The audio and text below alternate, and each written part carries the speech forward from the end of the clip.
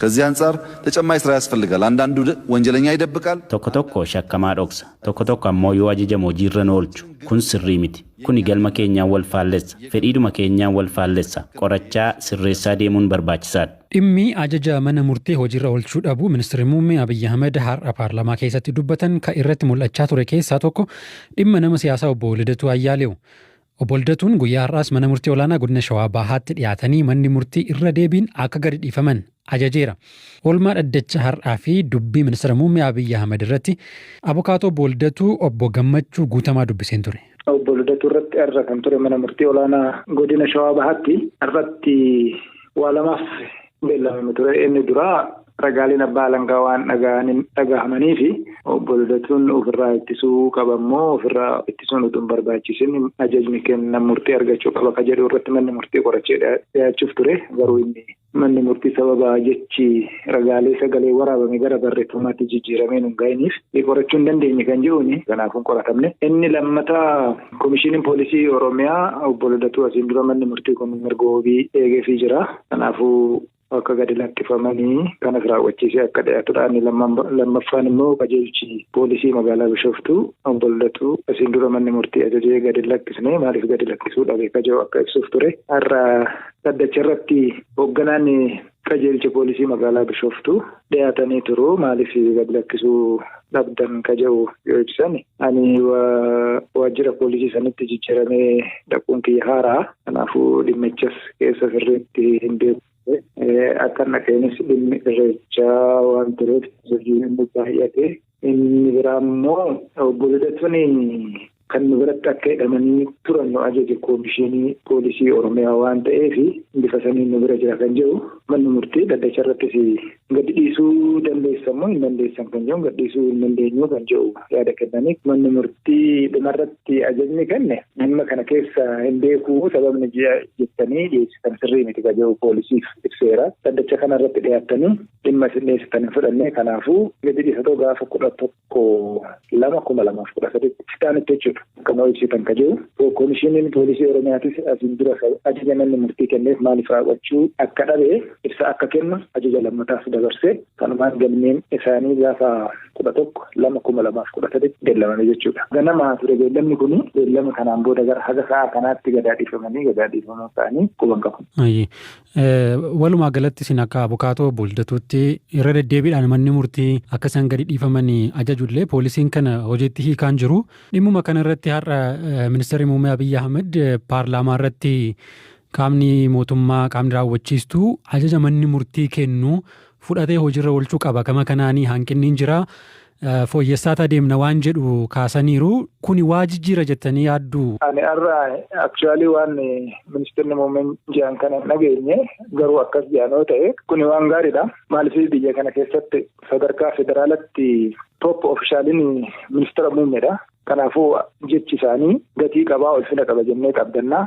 Kanaafuu yeroo dhiyoo asitti baay'inaan irra deddeebiin ajaja mana murtii kabajuu dhabuun hojiirra oolchuu dhabuun baay'inaan mul'atama. Kanaafuu qaamni raawwachiiftuu federaalaa isaan kan hoogganamu waan ta'eef ajaja kana fudhatee fuuldura akkaataa jecha isaaniitiin akka hojiirra oolee jijjiiramni dhufu abdii goona jechaadha. Malee haalli asiin dura yeroo dhiyoo as ta'aa jiru baay'ee kan nama yaaddeessu keessaa'u. Sirnaan kan bullu yoo ajajni mana murtiirra oole qofa. Manni murtii immoo kan ajajaa jiru seera irratti hundaa'eeti. Seeruma ittiin bullu seeraan buluudhaaf fedhii hin mul'isne taanaan keessaa'uu qaamni mootummaa keessaa'uu poolisiin seera kabajuu dhabuun isaa lammiif biyyaaf yaaddessaadha. Akkaataan sirnaan itti bullu baay'ee gaaffii keessa gala waan ta'eef.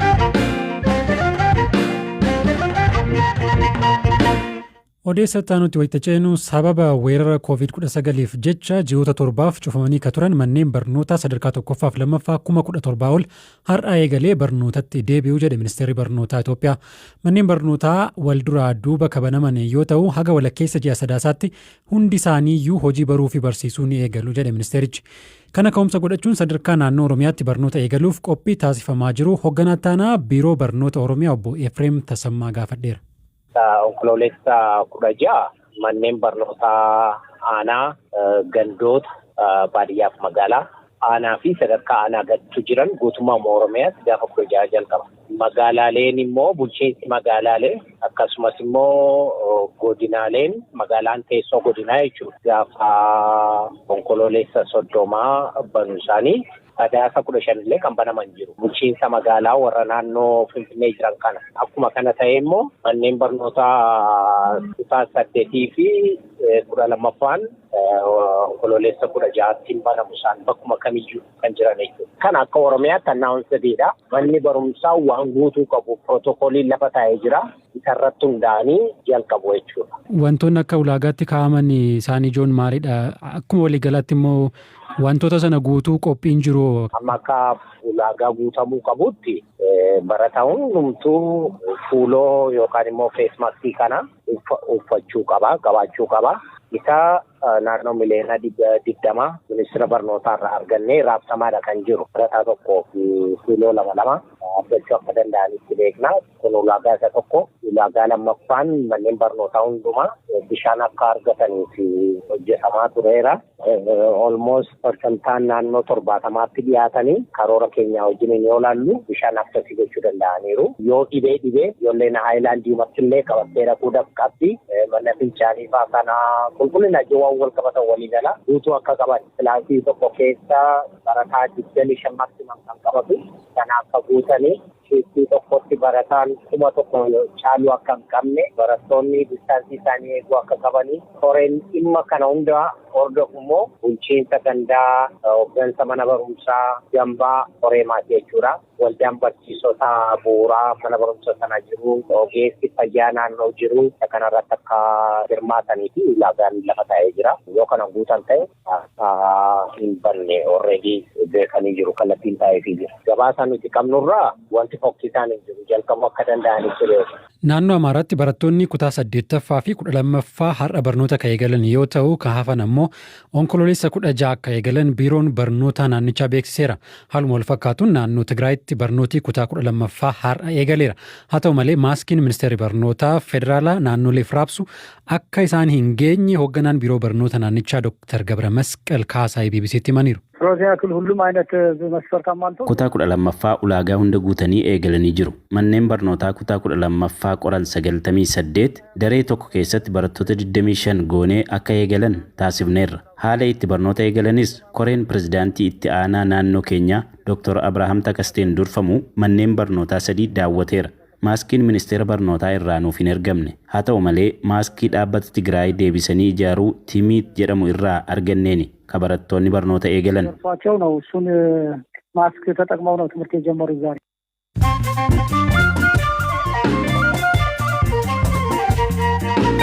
sagantaa wiixata galgala raadiyoo BBC Afaan Oromoo irraa isin bira ga'uu dhaggeeffataa jirtu kabajamtoota dhaggeeffattoota keenya amma immoo gidduutti oduu gaggabaabuun isinitti hima.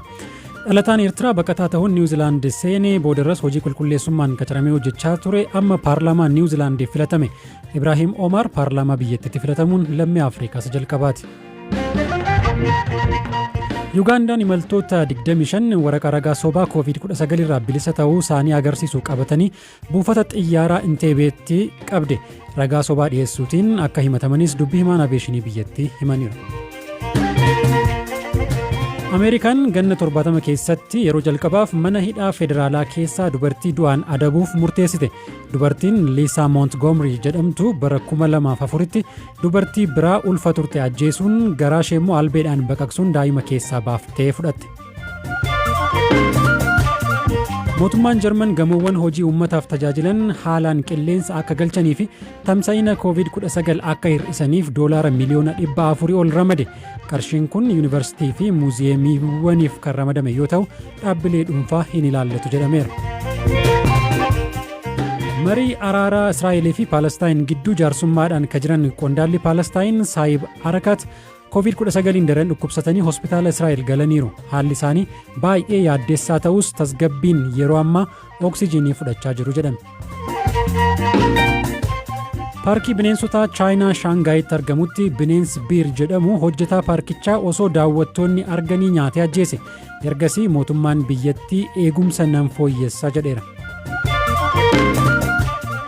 Taphataan sarara ittisaa Liverpool Virgil van Dijk miidhama jilba isaarra mudateen tajaajila baqaqsanii wal'aanuu taasifachuuf jedha. Van Dijk tapha darbii Merseyside Everton waliin taasisan irratti miidhamee dirreedhaa bahee oduuleen gaggabaaboon isaan kanneen.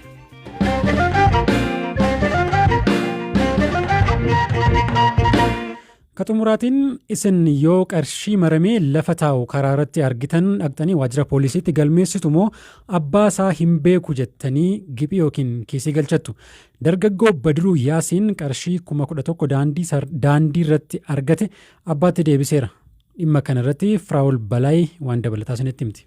Obbo Araddaa Takkaan godina Iluu Abbaa Booraatti daldalaa aanaa diduu jiraatanidha. Meeshaalee daldalaaf isaan barbaachisu bituuf birrii 11,000 qabatanii doqdoqqeedhaan gara magaalaa osoo imalanii maallaqichi karaatti jalaa bu'ee bada. Osuma deemanii karaatti qarshiin jalaa akka bade hubatanii silaa deebiseen argadhu jedhanii abdii kutuun mana isaaniitti deebi'an. Guyyaa tokkoon booda dargaggoo Badiruu Yaasiin leenjiidhaaf bakka jiraatu ganda baadiyyaa irraa gara magaalaa osoo imaluu birrii 11,000 kan maramee daandii cinaa ciisutti ba'e. Garuu birrii kana yeroo argu mata taa'ina taasifaa jira moo isa jedhu natti dhaga'ame.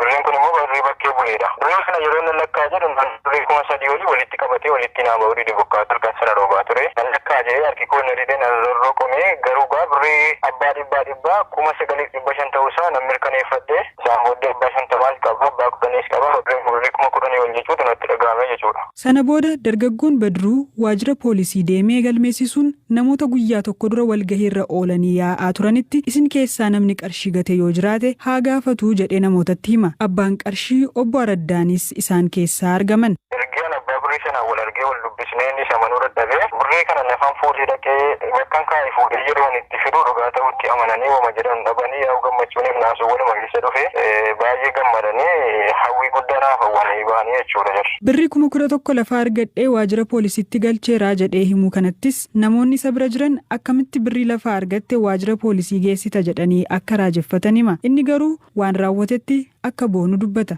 Maaliif yeroo kana birriin humti kiisii namaayyuu hin jiru birrii lafa arganii gashuu jechuun hin ulfaata. Inni kaan kiisii namaatii fudhanna jedha garuu argee gashuu guutii guddaan ofitti gammadee ofitti amanamummaa sanaan godhadhe. Amantiin koos immoo akka itti naa gammadu sabni koo Oromoo akka itti naa gammadu nawwaa jechuudha. Osoo isin taatanii maal gootu bakka jirtanitti mari'adhaa waliin haasaa. Kabajamtoota dhaggeeffattoota keenya sagantaan keenya wiixata galgalaa asuma irratti goolabama. Odeeffannoowwan dabalataaf marsariitii fi fuula feesbuukii keenya daawwachuu dandeessu. Bor sagantaa biraatiin walitti deebina. Horaa bulaa.